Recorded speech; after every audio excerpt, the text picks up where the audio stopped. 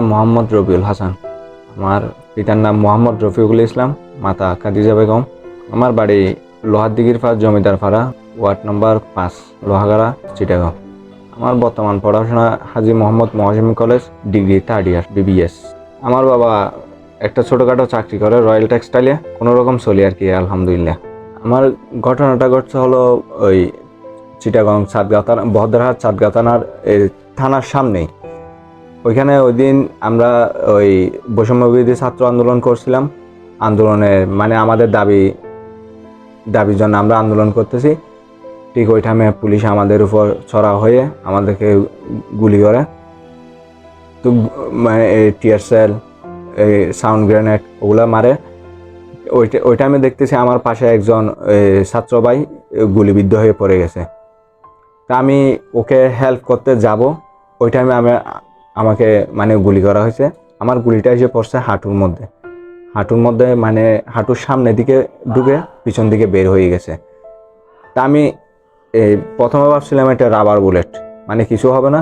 দেখে হাঁটতে গিয়ে দেখি আমার পা চলতেছে না। আমি মানে নিজের যান বাঁচানোর জন্য আস্তে আস্তে দৌড়ে যাচ্ছি। ঠিক ওই টাইমে দেখতেছি আমার পাশে আরেক বাইকেও গুলি করা হয়েছে, ওরটা বুকে লাগছে।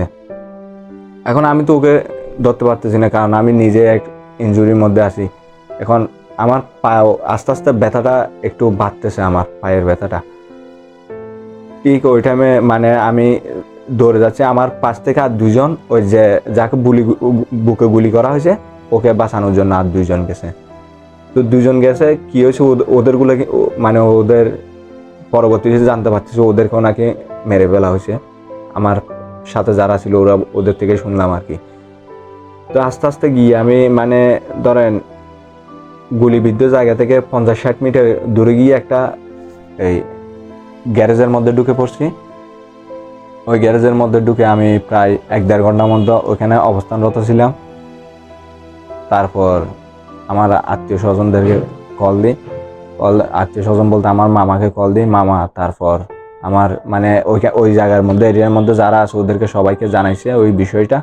জানানোর পর আমার একটা খালাতো ভাই উনি গিয়ে আমাকে ওখান থেকে নিয়ে আসার পর আমাকে মানে চিটাং মেডিকেলে প্রথমে নিতে চাইছিল। এখানে অবস্থা দেখতেছে মানে পুলিশরা ওইখানে নাকি মানে অনেক রুগী ছিল চিটাং মেডিকেলে, মানে ওই দিন গুলিবিদ্ধ হয়ে গেছে। ওদেরকে নাকি তেমন একটা ভালো ট্রিটমেন্ট করতেছে না, ওই জন্য আমাকে ওইখানে আর নেয় নাই।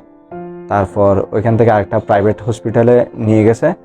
ওইখানে নেওয়ার পর ওরা প্রথমে বলতেছে আমাকে এই চিটাং মেডিকেল থেকে গিয়ে নিয়ে আসতে, একটা এক্সরে রিপোর্ট নিয়ে আসতে। কিন্তু আমি তো ওইখানে এক্সরে করতে গেলে তো আমাকে ওইখানে আটকে রেখে দিবে পুলিশ। ওই জন্য আমার ওই পুলিশের বইয়ে আর প্রশাসনের বইয়ে আমাকে ওইখানে আর নেওয়া হয়নি। তারপর আরেকটা হসপিটালে নিয়ে গেছে, প্রাইভেট আরেকটা হসপিটালে নিয়ে গেছে। ওখানে নিয়ে ওইটা হচ্ছে পার্ক ভিউ, ওইটাতে নিয়ে তারপর ওইখানে ওরা আমাকে ট্রিটমেন্ট করাইছে। ট্রিটমেন্ট করানোর পর পরবর্তীতে এই 2 দিন পর আবার দেখা করতে বলছে ডাক্তারে। তো ডাক্তারে দেখা করার পর ডাক্তারে আবার দেখে আমাকে MRI করতে বলছে। MRI করানোর পর মানে হাঁটুর কোন জায়গায় কি হয়েছে না হয়েছে ওগুলো এক্সরে তো নাকি তেমন খুব ভালোভাবে রিপোর্ট আসে না, ওই জন্য MRI করাইতে বলছে। MRI করার পর ওইখানে দেখা যাচ্ছে যে হাঁটুর মাঝখানে যে নরম হাড্ডিটা আছে ওইটা ক্ষয় হয়ে গেছে। আমাকে প্রাইভেট হসপিটালে নিয়ে যাওয়া হয়। তারপরের দিন বলছিল ওইখান থেকে ড্রেসিং করাইতে আনতে। আমি অনেক কষ্টে 2 দিন ড্রেসিং করাইছি, আর পরের দিনে কারফিউ দিয়ে দিছে। কারফিউ দেওয়ার কারণে আর তেমন একটা আসা যাওয়া করতে পারি নাই। আসা যাওয়া করতে না পারার কারণে আমাকে হসপিটালে আবার ভর্তি দেওয়া হয়েছে। ওখানে 2 দিন ভর্তি ছিলাম। তারপর ডাক্তাররা বলছিল আমাকে MRI করতে। MRI মানে এক্সরেতে পূর্ণাঙ্গ রিপোর্ট আসে না, ওই জন্য MRI করতে বলছিল।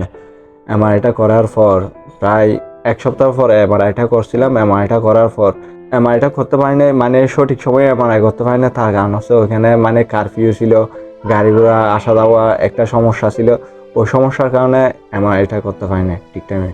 প্রায় 1 সপ্তাহ পরে MRIটা ডাক্তাররা বলার 1 সপ্তাহ পরে MRIটাই করতে পারছি।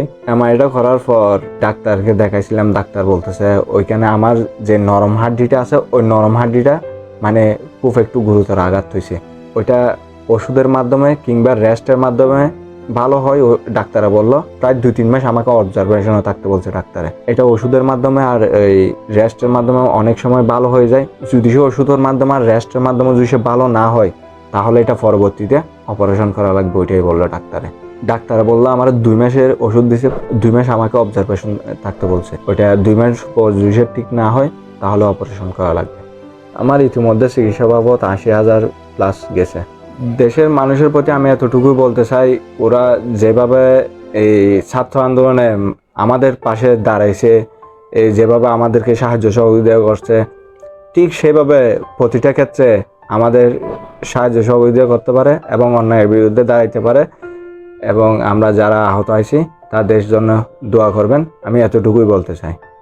আর যারা সমন্বয়ক আছেন, যাদের ডাকে আমরা উদ্বুদ্ধ হয়ে বৈষম্যবিরোধী ছাত্র আন্দোলনে যোগদান করছি, এদেরকে আমি বলতে চাই, এদের ডাকে উদ্বুদ্ধ হয়ে যেহেতু আমরা গুলিবিদ্ধ হয়েছি, সেই ক্ষেত্রে আমরা তাদের কাছ থেকে একটা প্রত্যাশা রাখতেই পারি।